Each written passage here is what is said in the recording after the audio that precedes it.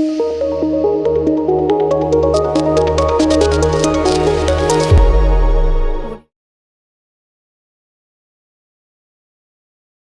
विद्यार्थी मित्र, मी प्राध्यापक डॉक्टर सुरेश जाधव, मराठी विभाग, ईटीचे महाविद्यालय.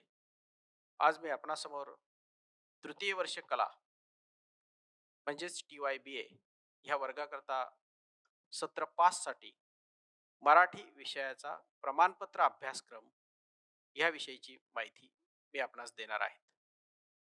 सावित्रीबाई फुले पुणे विद्यापीठ पुणे यांनी मान्यता दिलेला हा अभ्यासक्रम महाविद्यालयाच्या मराठी विभागातर्फे ह्या अभ्यासक्रमाचे नियोजन आणि हा अभ्यासक्रम सुरू करण्यात आलेला आहे.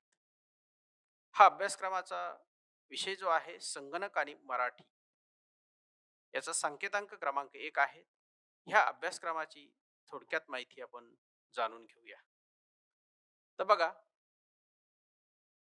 TYBA साठी मराठी विषयाचा प्रमाणपत्र अभ्यासक्रम संकेतांक क्रमांक 1 विषय आहे संगणक आणि मराठी हा सत्र 5 करता व त्याच वर्गासाठी म्हणजे तृतीय वर्ष कला TYBA साठी सत्र 6 करता संकेतांक क्रमांक 3 चा विषय आहे प्रशासनिक मराठी लेखन कौशल्य हा सत्र 6 करता सुरू करण्यात आलेला प्रमाणपत्र अभ्यासक्रम आहे.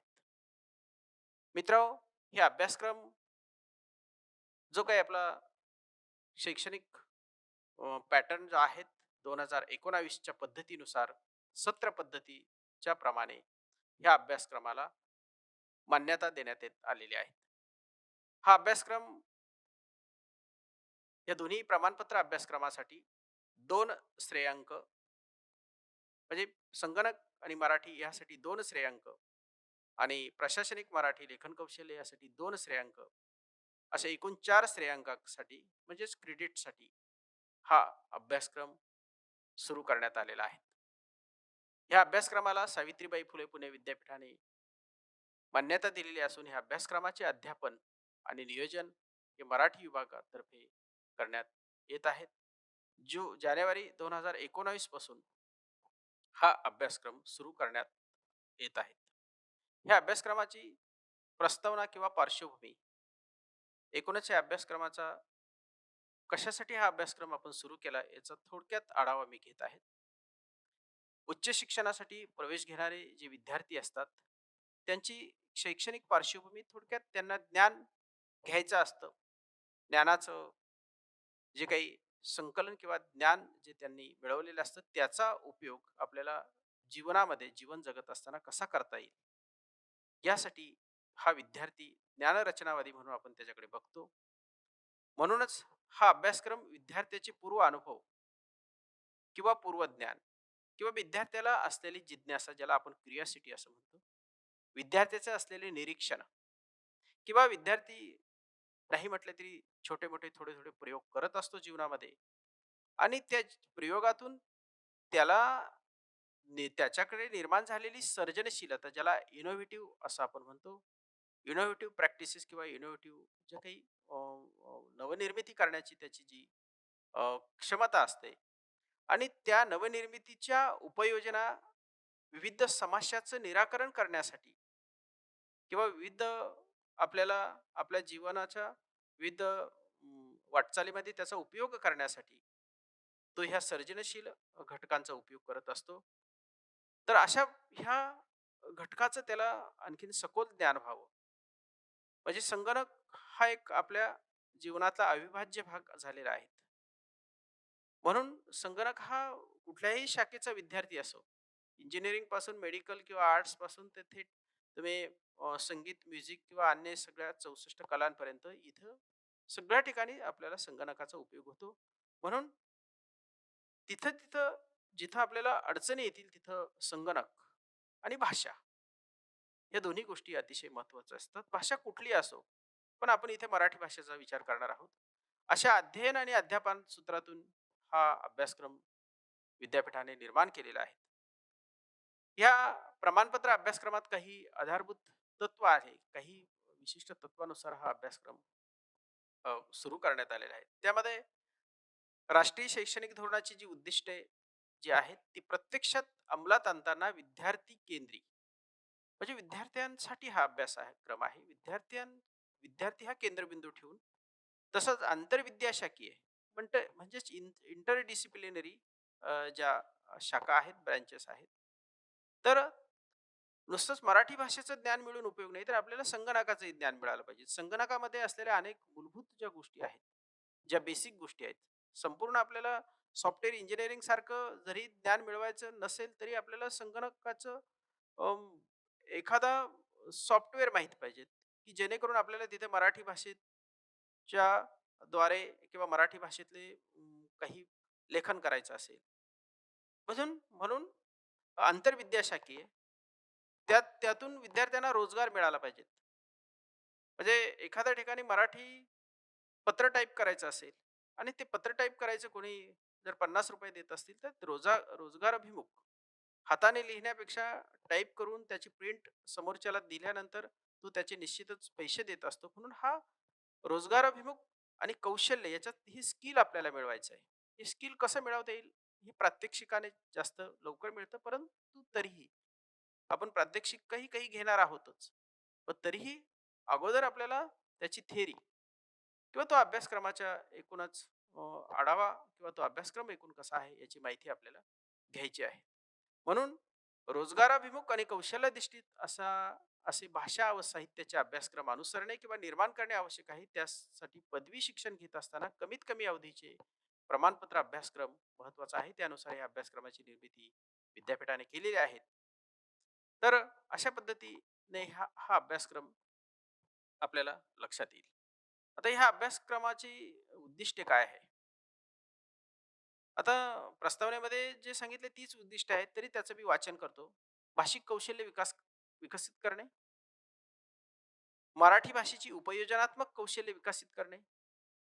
मराठी भाषा नाही म्हटलं तरी महाराष्ट्रातले साधारणतः 7 ते 8 कोटी लोक मराठी भाषा बोलतात आणि त्यांच्या अनेक जीवनाशी, म्हणजे बोलण्यापासून सकाळी उठल्यानंतर संध्याकाळी झोपेपर्यंत अनेक घटकांशी व्यावहारिक दृष्टीने संबंध येत असतो. तिथे मराठी भाषेचा ते उपयोग करत असतात. आणि म्हणजे कलेक्टर ऑफिसमध्ये गेलात किंवा कोर्टात गेलात किंवा अन्य एखाद्या दुकानात गेलात, तर तिथे आपल्याला मराठी भाषेचा उपयोग करताना संगणकाचा उपयोग कसा करून घेता येईल. म्हणून मराठी भाषेची उपयोजनात्मक कौशल्य विकसित करणे, ती संगणकाद्वारे भाषिक कौशल्याचे विविध आविष्कार आणि संपर्क माध्यमे यांचा परस्पर संबंध समजावून घेणे व उपयोजन करणे. म्हणजे संपर्क माध्यमातून आपल्याला एखाद्या वस्तूची किंमत बघायची असेल, त्याचे स्पेशल वैशिष्ट्य बघायचे असेल, तर आपण मराठीमध्ये Google सर्चवरती जाऊन ते कसं बघू शकतो, ही संपर्क माध्यम आहे. किंवा आणखीन काही जी माध्यमं असतील संगणकातील, त्यातून आपण हे बघू शकतो.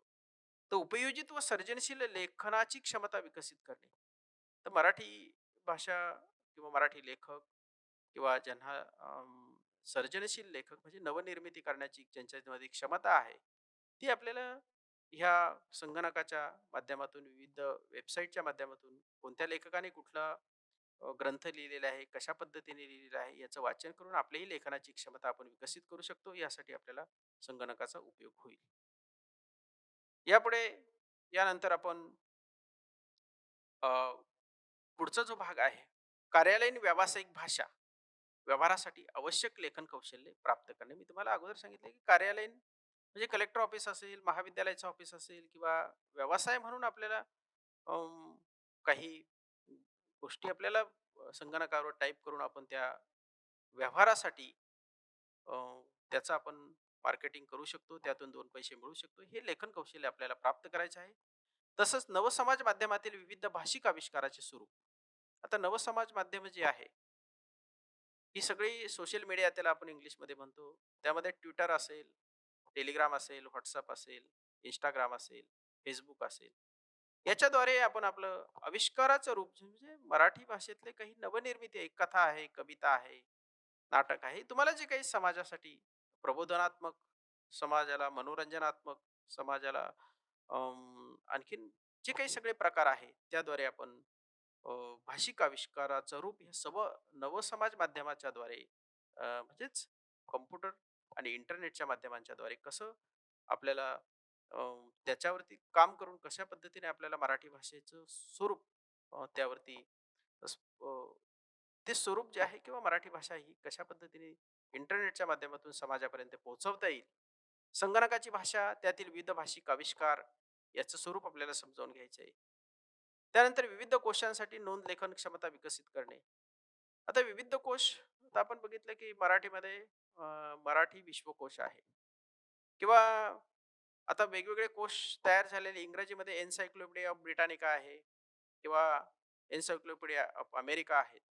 आता ह्या कोशामध्ये किंवा ह्या एन्सायक्लोपीडियामध्ये जगातली सर्व संपूर्ण ज्या वस्तू किंवा नावं, प्राणी काय असेल त्याचं माहिती देण्याचा प्रयत्न केलेला आहे. परंतु हा प्रयत्न केलेला असून सुद्धा अजून खूप मोठ्या प्रमाणात त्यामध्ये माहिती विकसित होणं गरजेचं आहे. त्यामध्ये माहिती ॲड होणं गरजेचं आहे. तर आपण मराठी भाषेच्या द्वारे मराठी महाराष्ट्रातील किंवा मराठी भाषेमध्ये असलेले जे काही अगाध किंवा अफाट जे काही अजून ज्ञान आहे, तर ते आपण त्याची नोंद आपण विकिपीडियाच्या माध्यमातून किंवा सोशल मीडियाच्या माध्यमातून एकत्र करून अ, आपण कोश निर्माण करू शकतो किंवा त्यामध्ये आणखीन माहिती ऍड करू शकतो. तर ही क्षमता आपल्याला विकसित करायची आहेत. अशी उद्दिष्टे आपल्याला या अ, संगणकाच्या माध्यमातून साध्य करायची आहे, ती मराठी भाषेच्या द्वारे. आता आपण हा अभ्यासक्रम विद्यापीठाने सुरू केलेला आहे, प्रमाणपत्र अभ्यासक्रम. तर ह्या अभ्यासक्रमाचं एकूण अ, जे काही विषयाचे घटक आहेत, घटक उपघटक आहेत, ते आपण अ, पुढच्या नंतरच्या व्याख्यानात घेणारच आहोत. परंतु परीक्षा पद्धती कशी असणार आहे? तुम्ही या अभ्यासक्रमाचं अध्ययन केल्यानंतर, तर साधारणतः ही हा जो अभ्यासक्रम आहे, हा अभ्यास पद्धती निवड आधारित श्रेयांक पद्धत, चॉईस बेस्ड क्रेडिट सिस्टीम म्हणजे CBCS साठी त्या पद्धतीने ह्या अभ्यासक्रमाचे नियोजन करण्यात येणार आहेत. ह्या अभ्यासक्रमासाठी पात्रता 10वी उत्तीर्ण विद्यार्थी असला तरी चालतो आणि याचं मूल्यमापन किंवा याची परीक्षा सत्रांत परीक्षा ही 25 गुणांची असणार आहे. त्यानंतर अंतर्गत मूल्यमापन किंवा प्रात्यक्षिक परीक्षा ही साधारणतः 25 मार्काची आम्ही घेणार आहोत. एकूण 50 गुणांचा हा पेपर असणार आहे आणि उत्तीर्ण होण्यासाठी तुम्हाला लेखी परीक्षेत 10 गुण आणि प्रात्यक्षिक किंवा अंतर्गत जे मूल्यमापन आहे, इंटरनल टेस्ट, त्याचे 10 गुण मिळवणं गरजेचं आहे. तर अशा पद्धतीने एकूणच या अभ्यासक्रमाची असलेली सविस्तर माहिती आणि परीक्षा पद्धती आणि या अभ्यासक्रमाची उद्दिष्टे मी आपणासमोर आज सांगितली. पुढच्या तासाला आपण संगणक आणि मराठी भाषा ह्या प्रमाणपत्र अभ्यासक्रमाच्या घटकांचा, म्हणजे त्या अभ्यासक्रमामध्ये कुठल्या कुठल्या घटकांचा, कुठल्या कुठल्या उपघटकांचा अभ्यास करायचा आहे, त्याचा आपण आढावा घेणार आहोत. आज इथे आपण थांबतो आहोत. धन्यवाद. आभारी.